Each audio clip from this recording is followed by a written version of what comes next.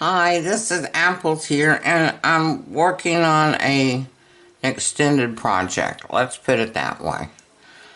And I'm going to film it as I go. It'll take a while, and you'll get snippets until the end result, and then I'll put it all together. But I'll show you each little piece as I go. Subscribe to my channel, ring the bell, and this will be called the Egyptian box. And I'll put it in parts as I go. Okay, I started out Primo, Fimo Professional. And I had 3 bars. And then I had 1 in a 3-ounce size. So that's 7 ounces of clay. This is what it's like coming out of the package. That's how dry and crumbly it is. And I really don't care what color it is because I'm going to cover it up. So I'll focus on color at the end layer. So how am I getting it conditioned? Well, if you've not used it before, Donna Cato created Blackout. And it is a clay conditioner that also softens your clay. It is really highly pigmented in black, as you can see here, and it'll come off on your hands. So if you don't want it on your hands, which is a little bit difficult to get off with your time you get this going, but you mix little by little in with your dried out clay and work with it little by little when it's this crumbly. And I haven't run it through a pasta machine yet. I just added Blackout and added some red crumbles and rolled it out with my roller till I got it to this point. I think I'm going to put it in parchment paper, like sandwich it in parchment paper, and run it through my pasta machine so it doesn't leave any black or red in my pasta machine on the rollers. Okay, and I'm not sure how much clay I'm going to need in this color, but I have more of this if I need to, and I have this whole block of Blackout if I need it. So the Blackout clay is just wonderful. You need to get some. Okay, what am I doing? Well, my mother was an avid antique collector. That's all I knew growing up was antiques and going to antique shops and shopping for antiques. And I was drugged to every antique store in a 100-mile radius all the time. And I learned to appreciate them as I got older because she had some gorgeous things. And some of them I really liked and I kept. And this metal box is one of them.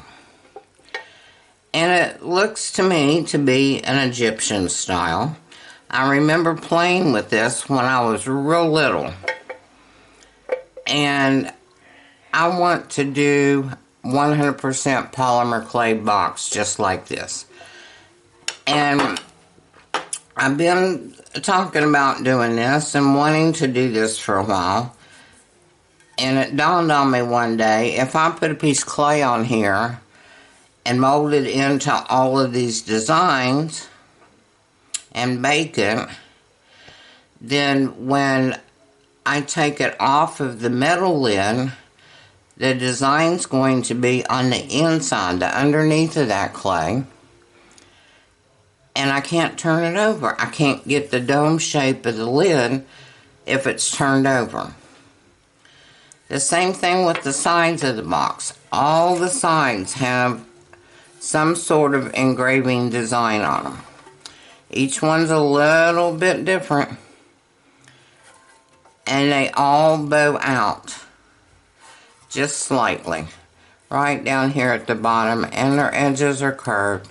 They have little feet on them. They have a design on the bottom.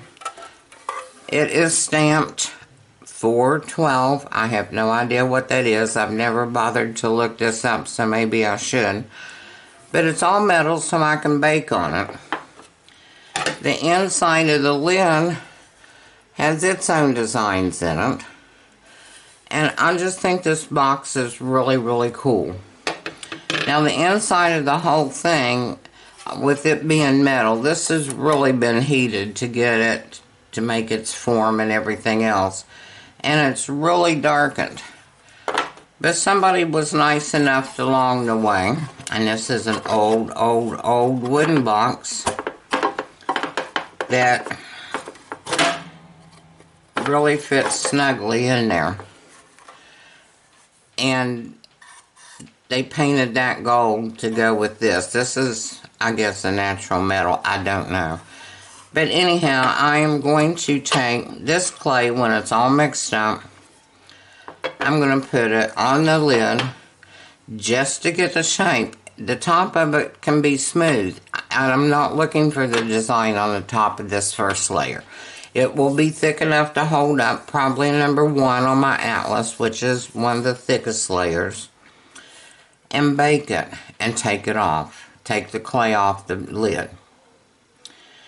Then I'll do 2 things. First off, I'll run a designated color, and I don't know what that's going to be, of clay through the machine on probably a number 3 or maybe a number 5, whatever it takes for me to get all of this design into the clay. And then I'm going to put it on what I already baked, but turn this upside down so the design is on the top.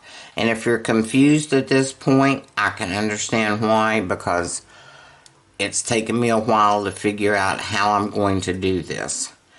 So if you're interested in my journey on doing this, I'm going to do short videos at a time as I work on it.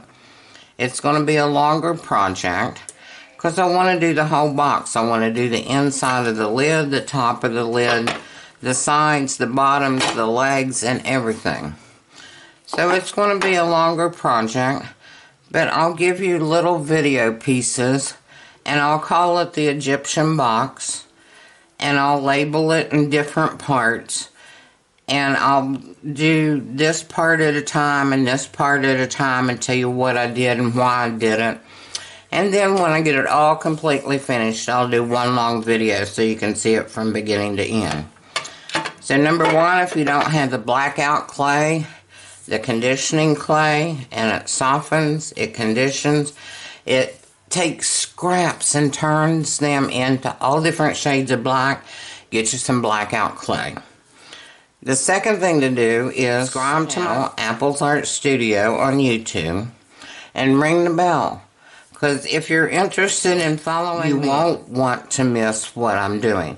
I will continue on with my other videos and tutorials, but this one I'll slip in when I get it done, and they will be quite short just to keep you up on what I'm doing with it. So let's see where we get to with Egyptian box. I'm excited to do it. I've been thinking about it for months, and I finally figured out how I can do it. So give me some suggestions in the comments. Let me know what you think. I'm excited about this one, and I hope you are too. So stay tuned, and blessings. Have a great weekend.